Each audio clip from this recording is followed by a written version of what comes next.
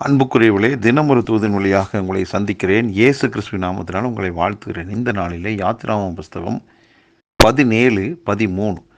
யோசுவா அமலேக்கையும் அவன் ஜனங்களையும் பட்டய கருக்கினாலே முறியடித்தான் என்று. இந்த இடத்துல அமலேக்கியர் ரெவித்தீமிலே இஸ்ரவேல் மக்களுக்கு விரோதமாக யுத்தம் பண்ண வருகிறார்கள். அப்பொழுது மோசே கொடுக்கிற ஆலோசனையின்படி யோசுவாவை போர்க்களத்துக்கு அனுப்புகிறான். அப்பொழுது என்னென்னா, மோசேயினுடைய கை உயர்த்தப்பட்டிருக்கிறது. அப்பொழுது இஸ்ரவேல் மக்களுக்கு ஜெயம் கிடைத்தது. பிறகு மோசேயினுடைய கை அப்படியே தளர்ந்து போனது. கை அப்படியே சோர்ந்து போன ஒரு சூழ்நிலையில் இருக்கிற போது ஆரோனும் ஊரும் 2 பேரும் சேர்ந்து அவன் கைகளை தாங்குகிறார்கள். அப்பொழுது யோசுவா ஒரு மிகப்பெரிய ஒரு ஜெயத்தை ஏறெடுக்கிறான்.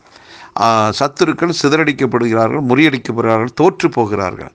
இந்த இடத்துல நாம் கவனிக்க வேண்டிய ஒரு விஷயம் என்னென்னா, தலைவனாகிய மோசேயினுடைய கை தளர்ந்து போகும்போது, சோர்ந்து போகும்போது இஸ்ரவேல் மக்கள் தோல்விக்கு நேராக போனார்கள்.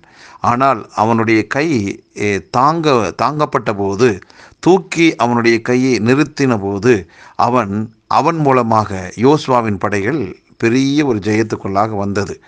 அருமையானவர்களே, இந்த வார்த்தை கேட்டுக்கொண்டிருக்கிற நாம் எல்லாரும் கவனிக்க வேண்டிய ஒரு விஷயம் என்னென்னா, நாம் எல்லாருமே நமக்கு மேலே யாரோ ஒருவர் இருக்கிறார்கள். ஒருவேளை ஒரு குடும்ப தலைவன் இருப்பாங்க, ஒரு குடும்ப தலைவி இருப்பாங்க. நீங்கள் போகக்கூடியதான திருச்சபைக்கு ஆண்டவர் தான் தலைவர், அடுத்து அந்த சபையினுடைய மேய்ப்பர் ஒருவர் இருப்பார்.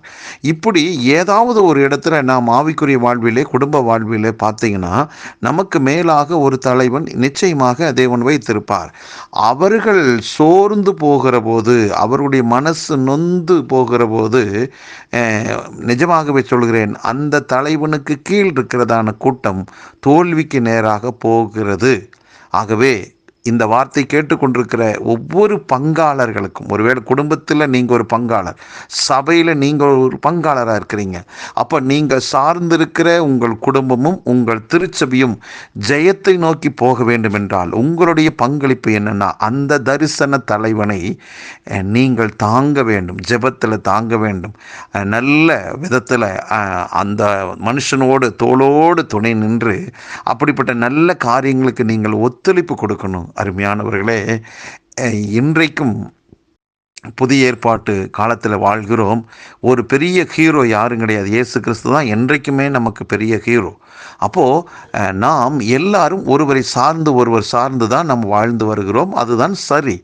ஆகவே குடும்பமாக இருக்கட்டும், தொழிலாக இருக்கட்டும், ஊழியமாக இருக்கட்டும், எதுவாக இருந்தாலும் சரி, ஒரு சார்பு இருக்கத்தான் செய்கிறது. அப்படின்னா நமக்கு மேலே இருக்கிற அந்த தலைவனுடைய மனசு நோகும்படியாக நடந்து கொள்ளாமல், நீங்கள் உங்கள் குடும்ப தலைவனை, உங்கள் தகப்பனை, உங்கள் தாயை நீங்கள் தாங்கினீங்கன்னா உங்கள் குடும்பம் ஒரு பெரிய வெற்றிக்கு நேராக போகும்.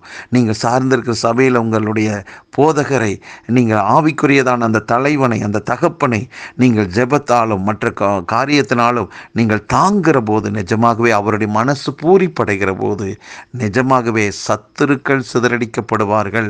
உங்களுக்கு விரோதமாக எழும்புகிற எல்லா விதமான சத்துருவுடைய தந்திரங்கள், யோசனைகள், திட்டங்கள் நிர்மூலமாகும். அந்த தலைவன் நன்றாக இருக்கும்போது அந்த குடும்பம் நன்றாக இருக்கும். அந்த மேய்ப்பன் நன்றாக இருக்கிற போது அந்த திருச்சபையும் நன்றாக இருக்கும். ஒரு தேசத்தினுடைய தலைவன் நன்றாக இருந்தால் அந்த தேசம் நன்றாக இருக்கும். ஆகவே இதை கேட்டுக்கொண்டிருக்கிற நாம் யாவருமே நமக்கு கொடுக்கப்பட்டிருக்கிற ஆவிக்குரிய தகப்பனாக இருக்கட்டும், குடும்பத்துக்குரிய தகப்பனாக இருக்கட்டும், அவர்களை தாங்குவோம். அந்த குடும்பம், அந்த திருச்சபையும் வெற்றி மேல் வெற்றி அடையும். சத்துருக்கள் சிதறடிக்கப்படுவார்கள். ஜெபிக்கலாம். நல்ல பிதாவே, மோசேனுடைய கையை தாங்கின இருவர் ஆண்டவரே ஒரு ஜெயத்துக்குள்ளாக ஆண்டவரே யோசுவாவின் மூலம் நடத்தப்பட்டதுப்பா. அதே போல எங்களுக்கும் ஆண்டவரே இதை கேட்டுக்கொண்டிருக்கிற ஒவ்வொருவருக்கும் எங்கள் தலைவனை தாங்க வேண்டும் என்று சொல்லி ஒரு தீர்மானம் எடுக்கட்டும். இப்படி ஆவியானவர் எந்தெந்த விதத்தில் அந்த குறிப்பிட்ட தலைவனை தாங்க வேண்டும் என்று ஆவியானவர் தூண்டுகிறாரோ அந்த காரியத்தில் அவர்கள் உறுதுணையாக இருந்து அந்த தலைவனோடு, அந்த தரிசன தலைவனோடு இணைந்து அதை தாங்கட்டும். ஜெயத்தின் மேல் ஜெயம் பெறட்டும். வெற்றி மேல் வெற்றியடைந்து வாழ்ந்து சுகமாயிருக்கட்டும். இதை கேட்டுக்கொண்டிருக்கிற ஒவ்வொருவரை வாழ்த்தி ஆசீர்வதிக்கிறேன். இயேசு கிறிஸ்துவின் நாமத்தை ஜெபிக்கிறேன் நல்ல பிதாவே, ஆமென்.